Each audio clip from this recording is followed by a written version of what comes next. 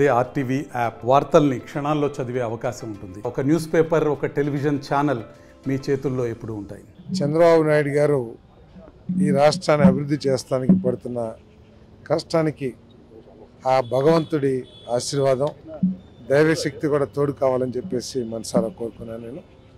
మరి చంద్రబాబు నాయుడు గారు 2014-2019 మధ్యలో ఈ ప్రత్యేకంగా ఈ తిరుపతి అభివృద్ధికి అనేక కార్యక్రమాలు చేపట్టడం జరిగింది. తర్వాత వచ్చిన ప్రభుత్వం దాన్ని పూర్తిగా పక్కన పెట్టేసి అభివృద్ధి నోచుకోకుండా తిరుపతికి కలిగిన ప్రాశస్త్యాన్ని తగ్గించిన విషయం తెలిసిందే. తప్పకుండా తిరుపతి అభివృద్ధి కోసం మరి చంద్రబాబు నాయుడు గారి ప్రభుత్వం, తెలుగుదేశం ప్రభుత్వం, మన పవన్ కళ్యాణ్ గారు, చంద్రబాబు నాయుడు గారు, లోకేష్ గారు కలిసి తప్పకుండా దీన్ని అభివృద్ధి చేస్తారు. మరి రాబోయే రోజుల్లో ఈ రాష్ట్రంలో అర్హత ఉన్న ప్రతి పేదవాడికి కూడా ఇల్లు నిర్మించాలనే లక్ష్యంతో ఆంధ్రప్రదేశ్ గృహ నిర్మాణ శాఖ పనిచేస్తుందని చెప్పేసి మనం చేస్తాం. ఎవరైతే నిజమైన భూ యజమానులు ఉన్నారో వాళ్ళందరికీ న్యాయం చేస్తానికి ఈ ప్రభుత్వం కట్టుబడి ఉంది.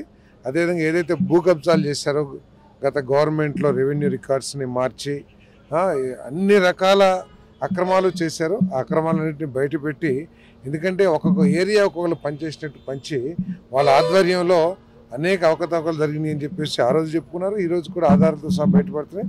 వారందరి మీద కూడా ముఖ్యమంత్రి గారు కఠిన చర్యలు తీసుకుని మరి పేదవాళ్ళు ఎవరైతే కోల్పోయారో వాళ్ళకి న్యాయం చేస్తానికి ప్రభుత్వం కృషి చేస్తుంది. ఎవరైతే అన్యాయం ప్రభుత్వం మీద మేమేమి టార్గెట్ చేయాలా, ఎవరైతే అన్యాయం చేశారో, ఎవరైతే అక్రమాలు చేశారో, ఎవరైతే ఈ రాష్ట్రానికి నష్టం చేశారో వాళ్ళ మీద చర్యలు తీసుకుంటానికి మాకేం వ్యక్తిగతంగా ఎవరితోనూ లేదు.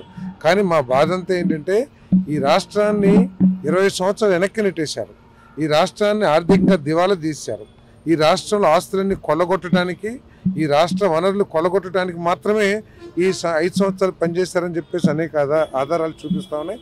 వాటి మీద చర్యలు తీసుకుంటాం కానీ వాళ్ళతో మాకేం వ్యక్తిగత విభేదాలు కానీ ద్వేషాలు కానీ మాకేం లేదు. టిట్కో ఇల్లు ఏదైతే ఉందో ఉద్దేశపూర్వకంగా, కక్షపూరితంగా మరి వైఎస్ఆర్ కాంగ్రెస్ ప్రభుత్వం వాటిని నిలిపేసింది పని చేయకోకుండా. కొన్ని వేల కోట్ల రూపాయలు పేదవాళ్ళకి అన్యాయం చేసింది.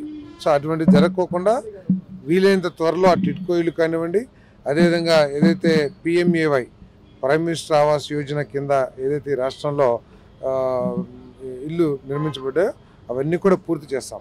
గతంలో గృహ నిర్మాణ శాఖ చంద్రబాబు నాయుడు గారు ఉన్నప్పుడు 2.5 లక్షల రూపాయలు ఒక యూనిట్గా ఉండేది. అంతేకాకుండా ఎస్సీ ఎస్టీలకి 50,000 నుంచి ₹1,00,000 అదనంగా ఇచ్చేవాళ్ళు. కానీ వైఎస్ఆర్ కాంగ్రెస్ ప్రభుత్వంలో ఆ 2.5 లక్షని 1,80,000 తగ్గించడమే కాకుండా ఎస్సీ ఎస్టీలకి ₹1 కూడా అదనంగా ఇవ్వరా. సో మేము తప్పకోకుండా పిఎంఏవై ఏదైతే ప్రారంభించారో వాటన్నిటిని కూడా పూర్తి చేస్తానికి కాంగ్రెస్. మరిన్ని వీడియోస్ కోసం ఛానల్ ని సబ్స్క్రైబ్ చేయండి. లేటెస్ట్ అప్డేట్స్ కోసం వాట్సాప్ ఛానల్ ని ఫాలో చేయండి. అండ్ లింక్ డిస్క్రిప్షన్ లో ఉంది.